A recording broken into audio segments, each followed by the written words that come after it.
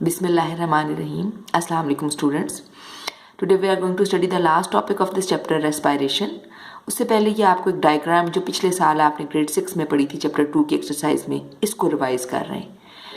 But this diagram shows कि sunlight is coming from the sun, which is the source of energy, and it is trapped by the green parts of the plant. और जिन हिस्सों में chlorophyll होता है वहाँ पे क्या होता है कि carbon dioxide reacts with water in the presence of light energy and chlorophyll. It makes food and oxygen. Food जो है वो शुगर की फॉर्म में बनती है. This process is called photosynthesis. ये प्रोसेस सिर्फ ग्रीन पार्ट्स ऑफ प्लांट में होता है.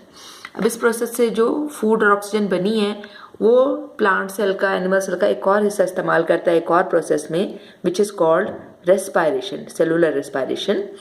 In this process, the food in the form of sugar reacts with oxygen to produce carbon dioxide, water and energy. ठीक है. अब अगर ये इक्वेशन फोटोसिंथेसिस की इक्वेशन देखें और उसके मुकाबले में रेस्पिरेशन की इक्वेशन देखें तो ये दोनों बिल्कुल एक दूसरे की ऑपोजिट है. ये एनर्जी सेल इस्तेमाल कर लेते हैं अपने कामों में और कार्बन डाइऑक्साइड और वाटर दोबारा एनवायरनमेंट में चले जाते हैं, which can be again utilize in the process of photosynthesis.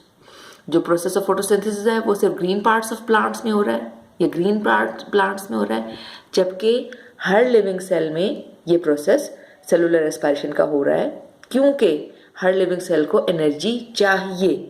Energy is required for every cell. Now coming back towards our chapter respiration, last topic of chapter 1.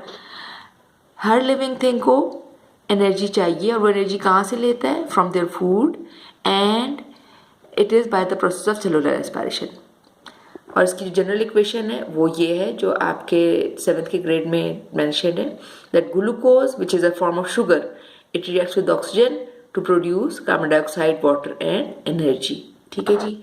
और animal cells में सिर्फ respiration का process हो रहा होता है, हमारे sales में भी सिर्फ रेस्पिरेशन का प्रोसेस हो रहा है, लेकिन प्लांट सेल्स में रेस्पिरेशन भी हो रही है और फोटोसिंथेसिस भी हो रही है. तो रेस्पिरेशन का जो प्रोसेस है प्लांट्स में वो 24 आवर्स हो रहा है. ठीक है. और इसके लिए उन्हें ऑक्सीजन चाहिए.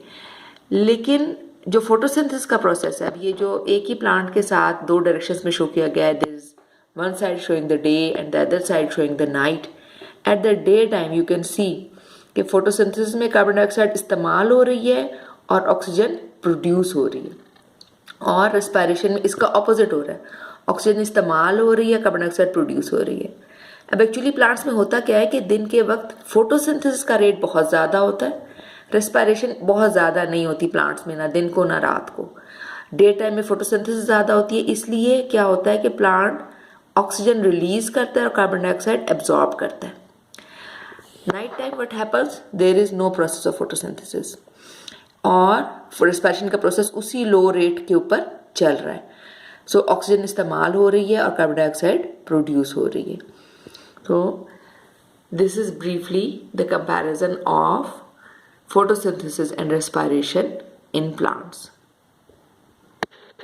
इसके बाद की पॉइंट्स हैं. Key points are actually the main points of this chapter. वही जो SLO के पॉइंट्स थे वही तकरीबन मॉडिफाइड फॉर्म में यहाँ लिखे हुए हैं कि अब आपको ये सब कुछ आना चाहिए. एक दफ़ा आप की पॉइंट्स रीड कर लीजिएगा. We will continue with the exercise next time. अल्लाह हाफिज़.